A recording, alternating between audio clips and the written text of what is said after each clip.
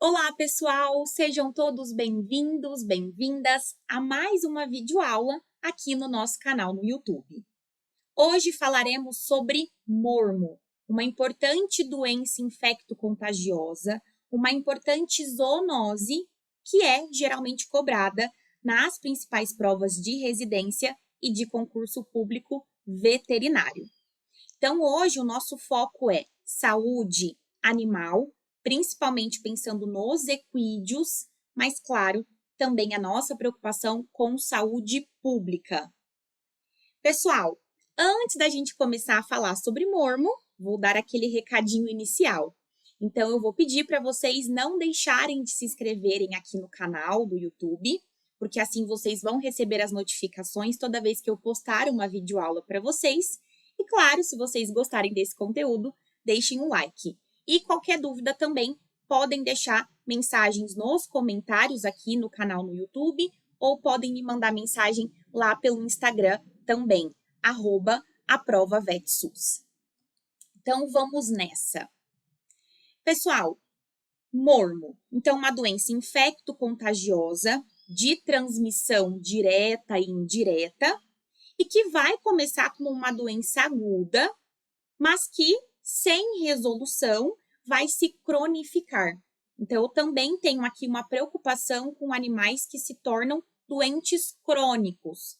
Muitas vezes até entram naquele estágio de portador, se mantendo como uma fonte de infecção para o restante da minha propriedade rural, para o restante dos animais.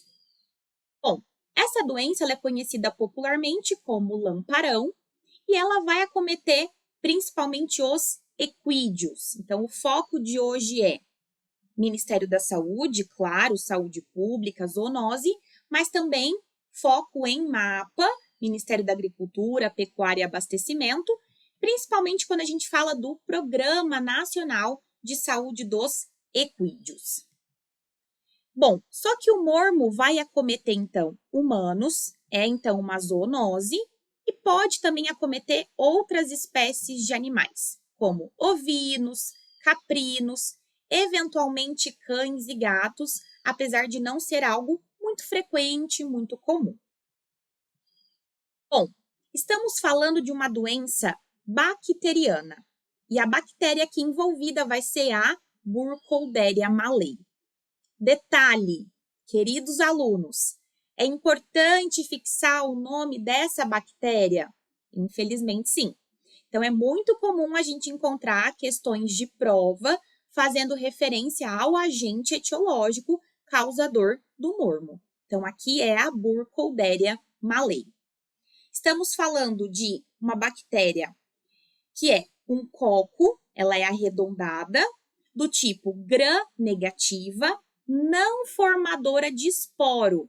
E isso é bom, porque isso significa que eu consigo, com uma maior facilidade, inativar essa bactéria por meio de tratamentos químicos, por meio de um tratamento térmico, então não formadora de esporos. E eu também tenho aqui uma bactéria do tipo imóvel. Infelizmente, pessoal, não é tão fácil assim fazer cultura bacteriana. Estamos falando de uma bactéria de difícil isolamento, então eu vou precisar necessariamente utilizar meios especiais, meios de cultura especiais. Bom, e o que essa bactéria faz? Ela causa a formação de lesões granulomatosas, ulcerativas, purulentas, principalmente em pele, mucosas e trato respiratório, superior e inferior. Então, eu tenho um problema dermatológico e um problema respiratório. Galerinha, tomem cuidado. Aqui nós estamos falando de mormo, Burkholderia malei. Outros países, principalmente países asiáticos, nós encontramos uma outra Burkholderia, a pseudo-malei. E lá ela vai causar uma doença chamada melioidose. Melioidiose, desculpa. O que acontece? Essa doença vai ter sinais clínicos muito semelhantes, uma epidemiologia muito semelhante, mas não é o mesmo agente infeccioso e ela também não está presente aqui no Brasil. Então, só tomarem cuidado com o diagnóstico diferencial. Outro detalhe: o mormo, apesar de não ser uma doença tão comum, tão disseminada no Brasil inteiro, ela vai representar, ela vai trazer uma taxa de morbidade e de letalidade muito alta. Então, nós estamos aqui falando de zoonoses, mas eu sempre faço referência a termos lá da epidemiologia. Para os meus alunos do curso completo de saúde pública e legislação do SUS, do Aprova Vet SUS, a gente tem todas as explicações bem específicas sobre diferença entre morbidade, mortalidade e letalidade, ok? Bom, o morbo é uma doença endêmica. No Brasil inteiro, não. A endemia, ela vai ser significativa na região Nordeste. No entanto, nos últimos anos, nós estamos observando uma disseminação, uma distribuição para outros estados, outras regiões. Então, hoje, nós temos sim relatos no Centro-Oeste, no Sudeste, no Sul. Então, aquela delimitação espaço-geográfica, ela não é mais tão clara. Então, anteriormente, essas outras regiões, Centro-Oeste, Sudeste e Sul, eram consideradas livres de mormo. Hoje, nós já temos casos notificados e, inclusive, um aumento no número de focos. Mas, destaque para Nordeste. Recentemente, nós também conseguimos identificar muitas notícias nas redes sociais, nas mídias e nas próprias redes oficiais do MAPA sobre o aumento no número de casos, né? Então, nós temos, por exemplo, em 2021, o mormo identificado em 59 propriedades do Brasil nos primeiros meses, principalmente em Santa Catarina e Tocantins. Pensem que por propriedade, muitas vezes eu não tenho só um animal positivo, eu tenho vários, eu tenho um foco, né? Só que, além da questão do impacto para a saúde animal, nós também temos todo o impacto econômico, financeiro, quando há um caso suspeito ou confirmado de mormo. Por quê? Nós veremos mais ao final desta aula que, a partir de um caso devidamente confirmado, o Serviço Veterinário Oficial interdita aquela propriedade, interdita aquele evento de concentração, de aglomeração de animais. Então, 2023, então, junho desse ano, caso confirmado de mormo, interdita clube e cancela cavalgada. Bom, agora, o que chama ainda mais a atenção? Julho de 2023, Secretaria de Saúde do Rio Grande do Norte investiga caso suspeito de mormo em humano. Isso foi julho. Entre final de julho e começo de agosto, esse caso suspeito foi confirmado. Então, primeiro caso confirmado de mormo no Rio Grande do Norte nesses últimos anos. E nós temos, inclusive, um mapa trazendo um aumento significativo, um pico, né, bem significativo de número de casos, principalmente a partir dos anos 2013, 2014. Então, aqui em 2020, tivemos também um certo destaque, tá? Geralmente, nós teremos uma maior concentração de casos em Norte, Nordeste, mas já havendo uma concentração também em Sudeste, Centro-Oeste e Sul. Ok? Pessoal, os equídeos são as espécies mais sensíveis. Só que, clinicamente, quem vai apresentar uma evidenciação de sintomatologia clínica. Quem fica realmente mais doente? Os asininos e os muares. Equinos podem apresentar sinal clínico? Claro, eles podem ficar realmente doentes com manifestações dermatológicas, linfáticas, respiratórias. Mas muitas vezes o equino, ele pode estar infectado sem sinal clínico. Então ele pode estar no estado de portador, sendo um reservatório para outras espécies, tá? Então ele pode ser uma importante fonte de infecção e muitas vezes sem manifestar sinal clínico. Como eu havia comentado, outras espécies podem desenvolver mormo? Podem. Então eu posso ter realmente caso suspeito confirmado em ovino, caprino, cão, gato, em humanos, só não é tão comum, tá? Destaque então para equídeos.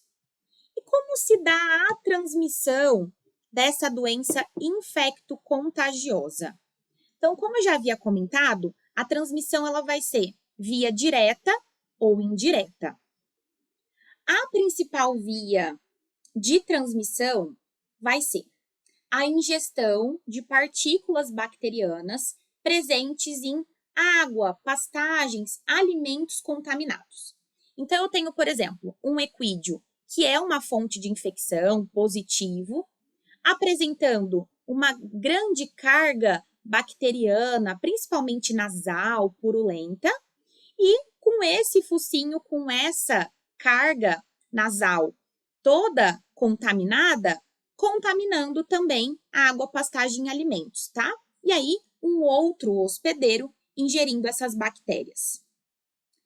Ambientes muito aglomerados e contaminados, então uma grande aglomeração de animais, uma contaminação ambiental, também podem favorecer a inalação dessas partículas bacterianas, principalmente quando o ambiente está muito seco, fazendo aquela aerolização, né? Formando os aerossóis. Agora, eu também posso ter os bebedouros, os equipamentos como o cabresto, que são utilizados de um animal para o outro, compartilhado entre animais, sendo importantes fontes. Então, esses são os contatos indiretos, transmissão indireta. Pode haver contato direto, transmissão direta entre equídeos humanos? Sim, principalmente pelo contato com essas feridas, essas secreções contaminadas.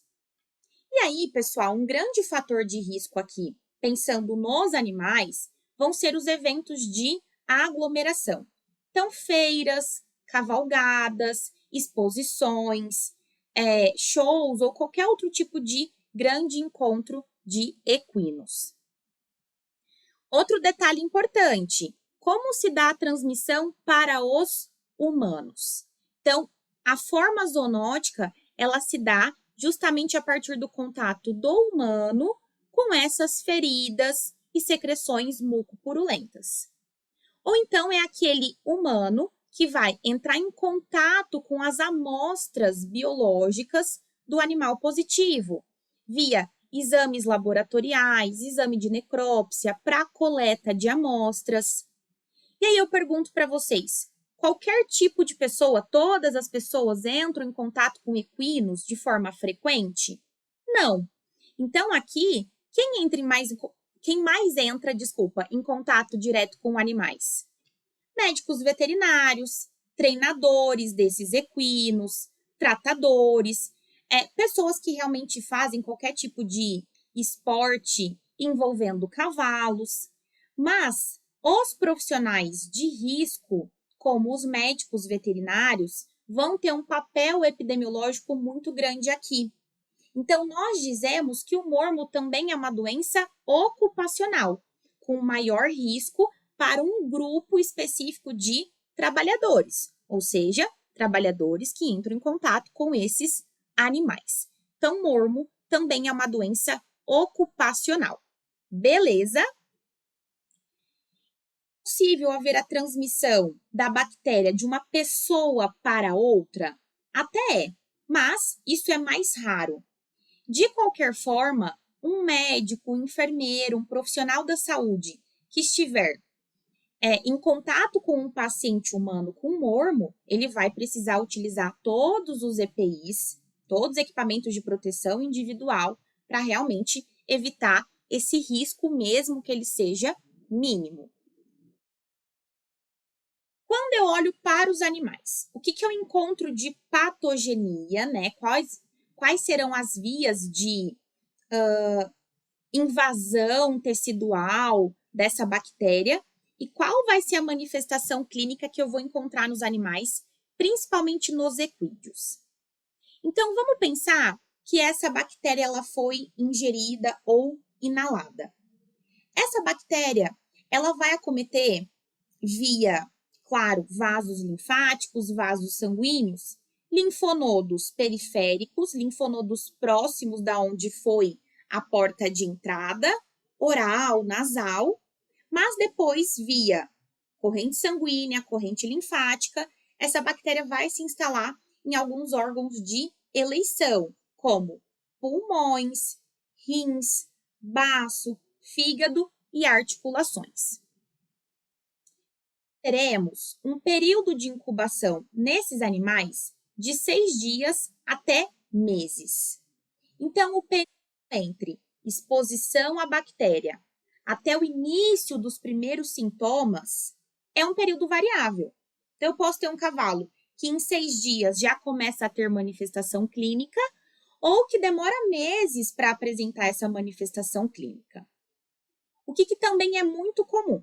A formação dessas secreções nasais purulentas, mucopurulentas e, por vezes, até com sangue, com epistase também.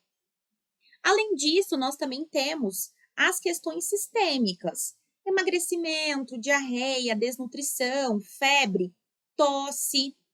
Temos também a formação de úlceras em mucosas, principalmente mucosa nasal, mucosa oral. Mas agora, o que costuma ser muito característico é a formação de granulomas na pele. Então, nós temos aqui uma lesão granulomatosa do tipo ulcerativa. E no processo de cicatrização, os patologistas dizem que esse processo vai lembrar, então essa cicatriz que fica no local vai lembrar uma estrela, tá? Então eles vão dizer que dependendo da formação aqui da cicatriz após todo o processo granulomatoso, ulcerativo, que lembra uma estrela, tá? Outro detalhe que se faz essa comparação.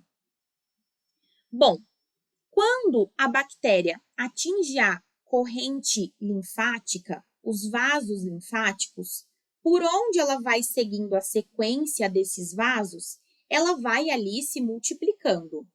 Nesse local de multiplicação, eu tenho um aumento ali dos linfonodos e eu tenho também uma lesão até em pele, seguindo essa cadeia linfática.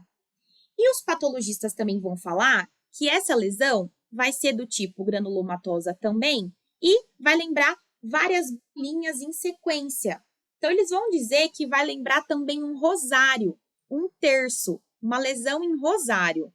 Então, são esses granulomas, essas bolinhas, uns seguidos dos outros, lembrando um terço, tá?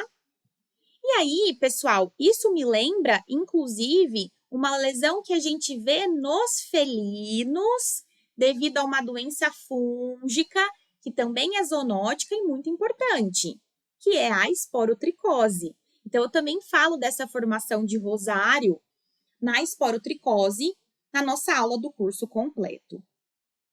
Bom, então eu posso ter uma forma aguda e uma forma crônica, mas animais podem nunca apresentar sintomatologia, eles podem permanecer assintomáticos durante toda a infecção, e outros podem desenvolver lesão e depois, com a cronificação, se transformarem em portadores ou sempre permanecerem como portadores.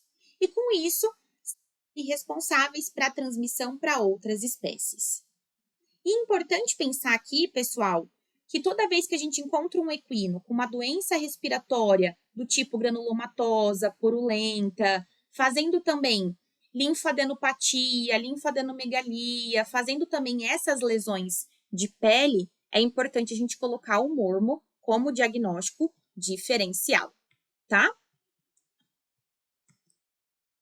Agora, em humanos, o período de incubação ele também é variável. Pode ser de dias a meses. E eu também posso ter um curso agudo, que se resolve com antibiótico terapia, apesar de ser um tratamento difícil, ou o que é mais comum, esse humano permanecer no estado de crônico, tá? De doença crônica, na verdade. O que é comum encontrar? Dor muscular, dor de cabeça, febre, suor noturno e diarreia, ou seja, sintomas inespecíficos. O que vai ajudar no diagnóstico diferencial? O que vai ajudar nessa suspeita em humanos para mormo? Uma broncopneumonia, a formação de abscessos pulmonares, a efusão pleural, secreção nasal purulenta, formação desses abscessos em pele, principalmente seguindo ali corrente linfática, né? Formação de vesículas ou até o processo de celulite realmente no subcutâneo, formação de úlceras em mucosa, linfangite, linfadenopatia. Casos em humanos são raros? Sim, mas geralmente mais graves. Bom, diagnóstico. Eu acho que eu não comentei isso no comecinho do vídeo, mas doença nova não é uma doença emergente. Pelo contrário, nós temos relatos daquilo que possivelmente seria mormo desde 400 anos antes de Cristo. Então, é o oposto de uma doença emergente, tá? E mesmo assim, para se fazer o diagnóstico, muitos médicos veterinários ainda apresentam muita dificuldade, porque eles esquecem que é muito importante considerar o histórico, a clínica, a epidemiologia e associar tudo isso a um exame laboratorial. Então, claro que o laboratorial ele é confirmatório, mas existem alterações clínicas que são muito sugestivas. Então, por isso é tão importante incluir o mormo no diagnóstico diferencial de doenças respiratórias, dermatológicas, linfáticas. E também é muito importante considerar que, mesmo um animal assintomático, ele pode ser uma fonte de infecção. Ele pode ser um portador crônico e estar sempre contaminando pastagem, contaminando alimentos, por isso tão importante o diagnóstico laboratorial. Aqui no Brasil, toda a estruturação de diagnóstico e controle, todas as normas técnicas, vem justamente do Programa Nacional de Sanidade dos Equídeos do Ministério da Agricultura, Pecuária e Abastecimento. Então, vai falar de mormo, tem que falar necessariamente do PNSE, Programa Nacional de Saúde, de Sanidade dos Equídeos. O que nós temos de diagnóstico laboratorial? Primeiro, microbiologia. Eu posso fazer o isolamento e a cultura bacteriana. Só que não é tão fácil assim isolar, cultivar a Burkholderia malei. Ela é uma bactéria que a gente chama de fastidiosa. Ela é esperta. Ela consegue driblar o sistema imunológico do hospedeiro e ela só vai crescer em meios de cultura muito especiais. Por exemplo, um meio que seja a base de agar, batata, glicerinado, e essa placa tem que ser incubada numa estufa a 37 graus Celsius. Então, o microbiológico é muito importante, claro, mas muitas vezes ele pode dar um falso negativo. E é por isso que os testes sorológicos, imunológicos serão tão importantes, como fixação do complemento, o Western blotting, ELISA, o teste da maleína, ou malenização, a própria biologia molecular, a PCR, tá? Pensando em triagem, aqui no Brasil, o Ministério da Agricultura permite o ELISA como triagem a nível nacional e muitas vezes se faz a fixação de complemento para triagem para trânsito internacional. Então, para triagem, para suspeita, para aquela análise do plantel, ELISA e fixação do complemento. E aí, para confirmatório, muitas vezes eu vou precisar de uma cultura, de um Western blotting, de um ELISA também, tá? Então, um segundo ELISA, né? Um confirmatório, um teste de maleína e, claro, por mais que seja mais caro, uma PCR. Então, o método de diagnóstico ELISA é específico para os animais em território brasileiro. Então, apresenta uma elevada especificidade, ok? Lembrem-se que especificidade é a capacidade de excluir os não casos. Mais um termo da epidemiologia que a gente vê lá no nosso curso completo.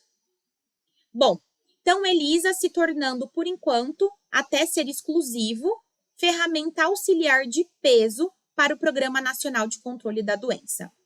Para fins de trânsito internacional, se faz fixação de complemento, que é o que é regulamentado pela Organização Mundial de Saúde Animal, que antes a gente chamava de OIE e agora a gente chama de OMSA, tá? Organização Mundial de Saúde Animal, do português. Bom, pessoal, outro detalhe. Os exames de rotina, pensando nos casos suspeitos, eles podem, inclusive, serem feitos pelos laboratórios particulares que conseguem se credenciar ao mapa. Tem toda uma legislação, tem toda uma preocupação técnica para se habilitar esses laboratórios particulares a fazerem os testes de rotina, de triagem, tá? Agora, os casos para confirmação da suspeita, para investigação de um foco numa propriedade, só os laboratórios oficiais do mapa realmente farão, tá? Isso lembra muito, inclusive, a questão da brucelose. Então, a triagem pode ser feita pelos laboratórios particulares, mas o confirmatório vai ser feito apenas pelos laboratórios oficiais, tá? Quanto ao diagnóstico em humanos, o que o Ministério da Saúde oferece? Microbiologia e PCR. É possível fazer o tratamento nos humanos? Claro, em humanos o tratamento ele é viável. Se faz um tratamento com antibióticos. Então, nós temos aqui uma antibiótico terapia. Só que o tratamento é muito difícil. Então, muitas vezes, se tem uma demora no diagnóstico, uma demora na suspeita clínica do médico, prolongando o início dessa antibiótico terapia, levando a uma alta letalidade. Então, em humanos, infelizmente, é uma zoonose de difícil tratamento, sendo quase sempre fatal. Eu não achei notícias do que pode ter acontecido com aquele homem do Rio Grande do Norte, que foi positivo, confirmado recentemente, tá? Então, não sei se ele continua vivo ou se ele veio a óbito. O tratamento, então, é com antibiótico terapia em ambiente hospitalar, pois a mortalidade para indivíduos não tratados pode chegar a 90%. Ainda que receba a terapia adequada, sucesso 50%. Por isso, é importante a prevenção, tanto na população humana quanto na animal. Prevenção em humanos. O uso de EPI na lida com os animais. EPI, higienização, tá? Até porque não existem vacinas nem para os humanos e nem para os animais. Então, a educação sanitária, o diagnóstico precoce, o uso de EPI, a conscientização dos trabalhadores, a capacitação dos trabalhadores é tão importante, tá? Bom, Pensando em controle e prevenção. De acordo com a Organização Mundial de Saúde Animal e de acordo com o MAPA, o mormo é uma doença de notificação compulsória. Então, é uma doença de notificação de comunicação oficial obrigatória. Mas existem outras medidas que também são obrigatórias.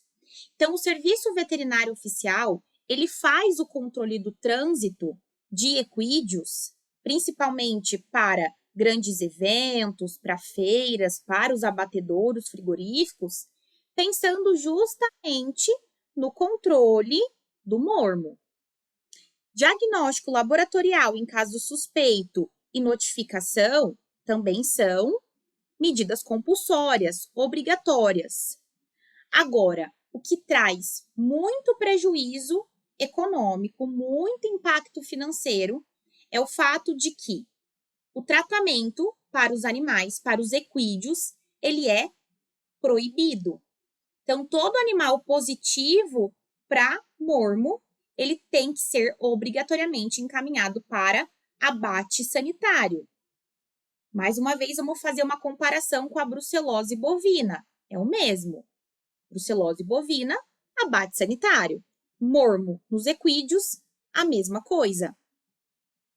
E quando nós temos um caso positivo em uma propriedade, em um evento, aquele espaço ele fica interditado. Aquele foco, aquela zona, aquela área fica interditada. Quem tem a competência de fazer a interdição? Os médicos veterinários do Serviço Veterinário Oficial. Então, as defesas agropecuárias estaduais, também a nível Ministério da Agricultura, tá? E quem pode fazer a desinterdição depois? Só também Serviço Oficial. Lembrando que não há vacina, não há tratamento para os animais. Porém, eu preciso trazer agora um destaque muito grande para vocês. O MAPA atualizou em julho, tá, pessoal? É que foi entre junho e julho de 2023, a instrução técnica, a portaria, a respeito da prevenção, controle e erradicação do mormo no Brasil. Então, nós passamos toda essa primeira parte do vídeo falando sobre o agente infeccioso, vias de transmissão, clínica, e agora a gente vai focar no controle, na prevenção, na erradicação, mas seguindo as atualizações desse segundo semestre de 2023. Essas atualizações são importantíssimas para as provas de residência e de concurso. Então, nós tivemos a publicação da Portaria 593 de 2023, que altera diversos artigos e revoga também alguns artigos da Instrução Normativa número 6 de 2018. O MAPA, essa atualização, ela segue na íntegra as orientações da Organização Mundial de Saúde Animal. Então, segue as normas do Código Sanitário para Animais Terrestres a nível mundial.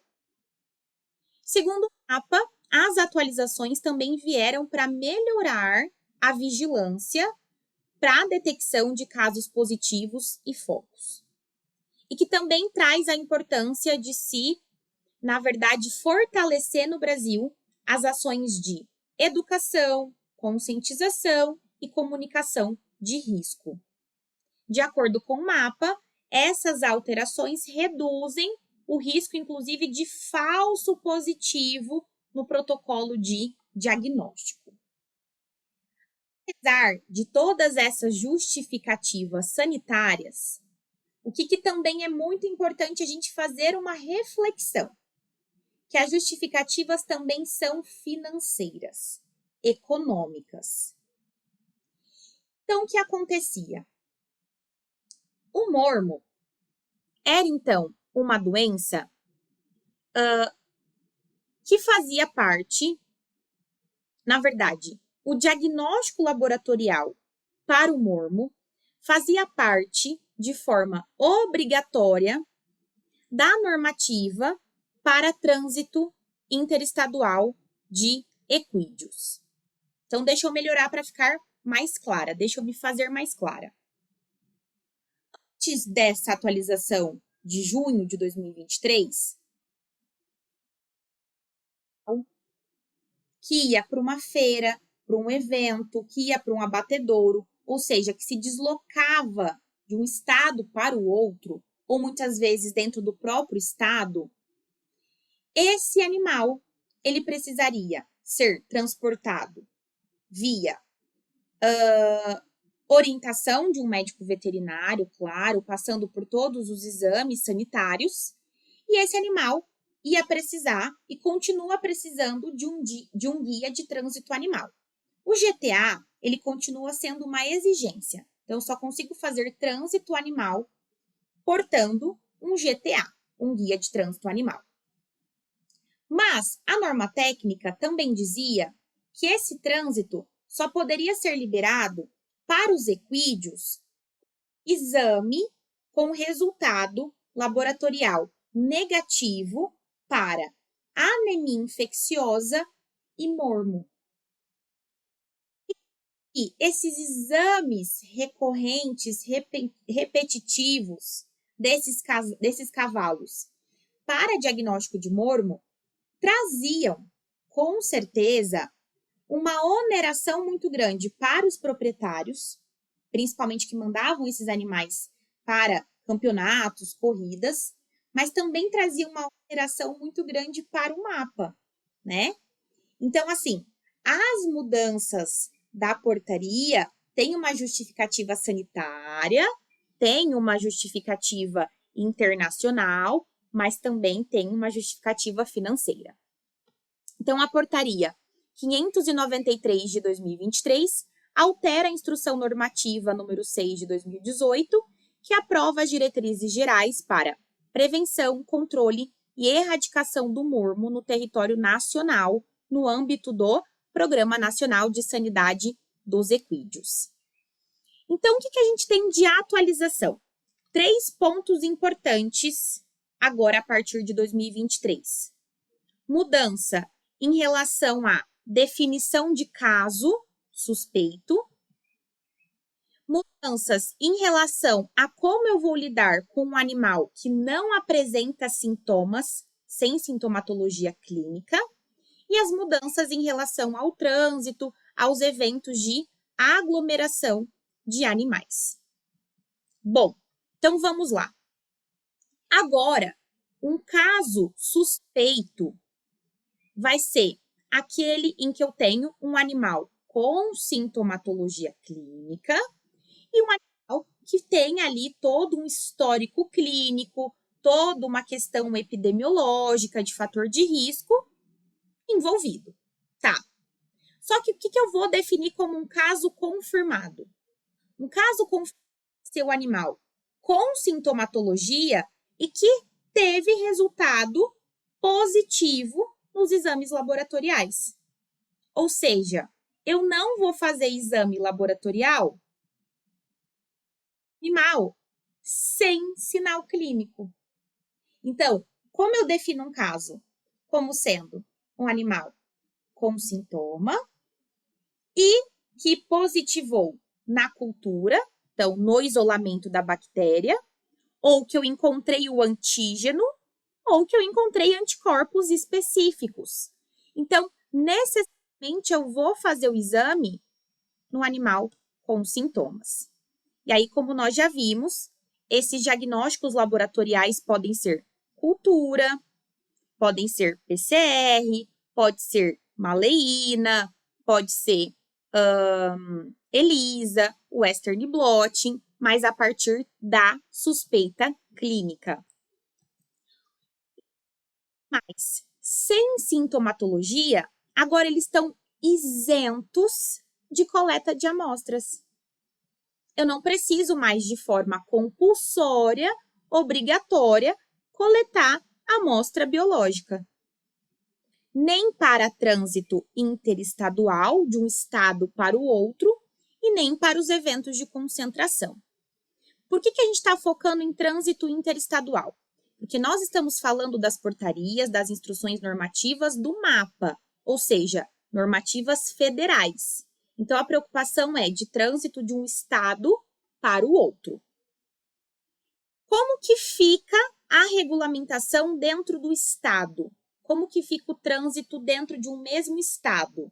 Isso vai depender da Secretaria de Agricultura e Abastecimento do seu estado, tá?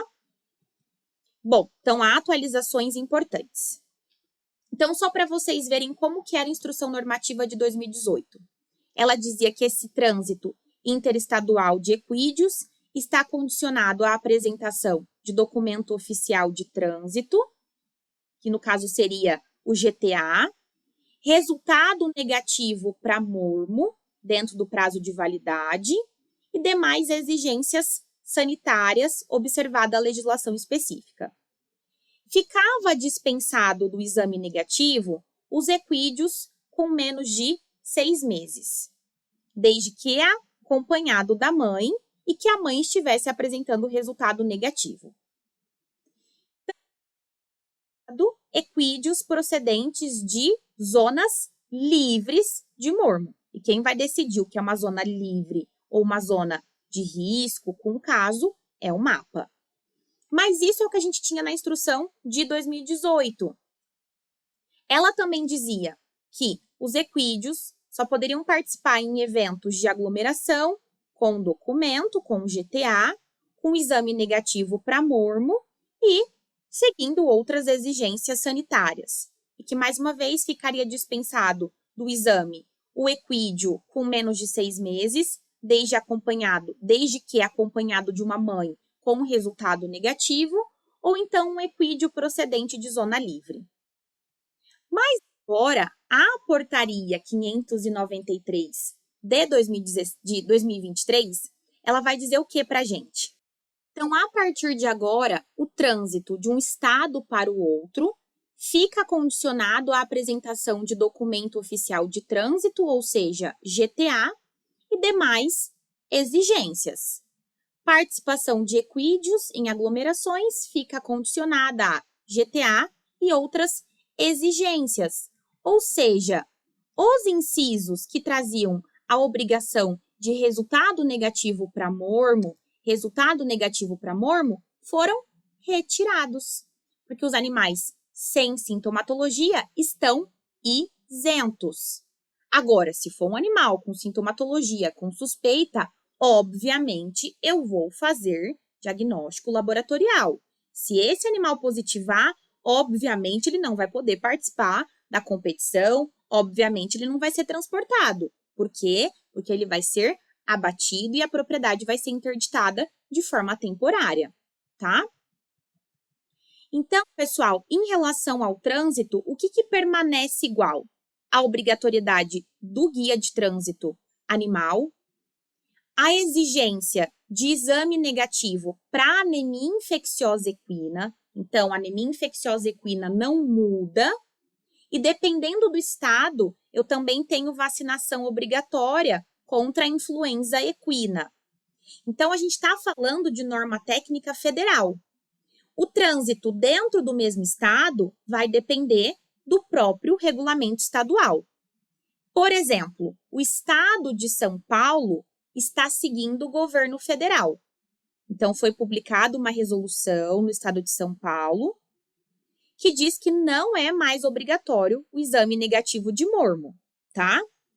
Mas, para emissão de GTA de equídeos, aqui no estado de São Paulo, continua a obrigatoriedade de resultado negativo para anemia infecciosa equina e vacina de influenza equina válida, ok? Bom, e o que o Ministério da Agricultura, o que o Serviço Veterinário faz depois de um caso confirmado?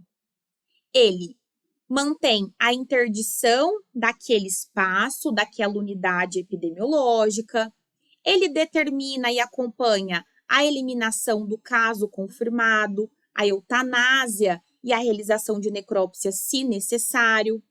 O serviço veterinário também acompanha até a fase de destruição da carcaça do animal positivo, realiza a avaliação clínica dos demais equídeos, realiza a investigação epidemiológica dos demais animais, supervisiona a destruição do material que foi utilizado para a cama desse equídeo, que serviu como fômite, então eu também vou precisar destruir todo o resto de alimentação utilizado por esse animal. E, claro, a partir de um caso confirmado, eu também tenho a notificação da ocorrência a outras autoridades locais de saúde pública. Então, o Serviço Veterinário Oficial ele está ligado ao MAPA, mas ele vai comunicar também Vigilância Sanitária, Secretaria de Saúde, ou seja, a nível Ministério da Saúde, a nível local, que houve um caso animal suspeito, porque a gente sabe que os casos animais podem preceder os casos humanos. Todo foco de mormo deverá ser obrigatoriamente eliminado. Então, eu vou precisar coletar a amostra de todos os cavalos daquela propriedade e vou ter que fazer abate sanitário ou eutanásia de todos os casos, tá? E a desinterdição só vai acontecer mediante análise técnica e epidemiológica do serviço veterinário. E para fechar, pessoal, eu quero falar um pouquinho para vocês sobre o Programa Nacional de Sanidade de Equídeos. Então, o MAPA instituiu o Programa Nacional em 2008. E qual que é o objetivo desse Programa Nacional? Prevenir, controlar e erradicar doenças dos equídeos, principalmente focando em anemia infecciosa e mormo, mas outras doenças também importantes como influenza, febre do Nilo, West Nile e outras. Então, um dos pilares, ou os pilares aqui no Programa Nacional, vão envolver educação sanitária, estudos epidemiológicos, fiscalização e controle do trânsito, cadastro, fiscalização e certificação dos estabelecimentos das propriedades com os equídeos, intervenção imediata quando eu tiver a ocorrência ou a suspeita de alguma doença de notificação compulsória. Mais uma vez, focando em AIE e mormo, porque são doenças que vão impactar rebanho, saúde pública, economia e saúde animal. Temos aqui dentro do Programa Nacional os veterinários oficiais, né, os fiscais fazendo a fiscalização de eventos, de trânsitos, dos abatedouros e dos estabelecimentos criadores desses equídeos, fiscalizando os eventos de aglomeração, fazendo capacitações dos veterinários particulares, para os treinadores, para os tratadores. Então, aqui eu vou precisar de um conjunto de esforços do Serviço Veterinário Público Oficial, dos veterinários do setor privado e dos proprietários dos equídeos. Lembrando que médico veterinário a nível privado, particular, ele só pode coletar a amostra e encaminhar a amostra para diagnóstico de mormo se ele estiver habilitado e credenciado ao MAPA, tá? Então, nem todo médico veterinário pode fazer coleta. Então, ele vai precisar passar por uma capacitação, ser habilitado no site do MAPA e, claro, ele só vai poder enviar amostras também para os laboratórios credenciados. E aí, pessoal, para deixar uma dica para vocês, tem um curso, ele está agora sem turma aberta, mas em breve deve abrir. Tem um curso bem legal da Embrapa, online, para capacitação específica sobre o Programa Nacional. E aí, nessa capacitação, se fala muito sobre mormo e anemia infecciosa. Então, para quem tem interesse em continuar trabalhando nessa área, para quem trabalha com equinos, bem legal fazer essa capacitação da Embrapa. E para encerrar a nossa aula, vou trazer uma questão de residência, lá do Exame Nacional de Residência, do ENARE, sobre mormo. Lembrando que mormo está no edital também da Unesp de Jaboticabal, caiu no Enare. O mormo, se eu não me engano, também estava no edital da Unesp de Botucatu. É bem comum aparecer em provas de concurso também.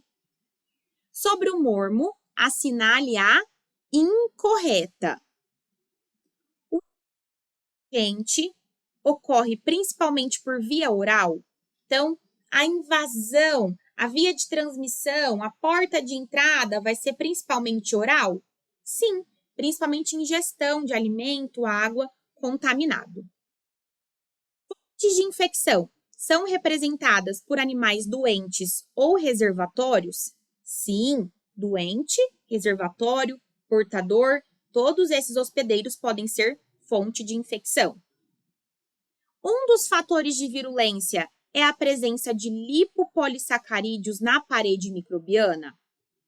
Pessoal, apesar de ser uma questão de mormo, saúde pública, zoonoses, defesa sanitária, eu vou ter nas próximas alternativas questões sobre a microbiologia da Burkholderia malei. E sim, a Burkholderia malei, ela tem a presença de LPS na sua parede. E o LPS é um fator de virulência presente em muitos grupos de bactérias. A Burkholderia malei é uma bactéria oxidase positiva, indol negativa, que reduz nitrato a nitrito. Essas são características bem específicas da bactéria, mas a E, ela deixa bem claro que é uma alternativa incorreta, porque ela vai trazer a Burkholderia malei como uma bactéria gram-positiva, desprovida de flagelo e formadora de esporos. E o que eu tinha falado para vocês lá no começo? Que essa é uma bactéria gram-negativa, não formadora de esporos. Então, uma questão um pouquinho mais pesada, porque acabou juntando também características específicas do micro-organismo. Pessoal, espero que vocês tenham gostado. Qualquer dúvida, me mandem mensagem no WhatsApp, no Instagram ou deixem aqui nos comentários. Bons estudos e até a próxima aula!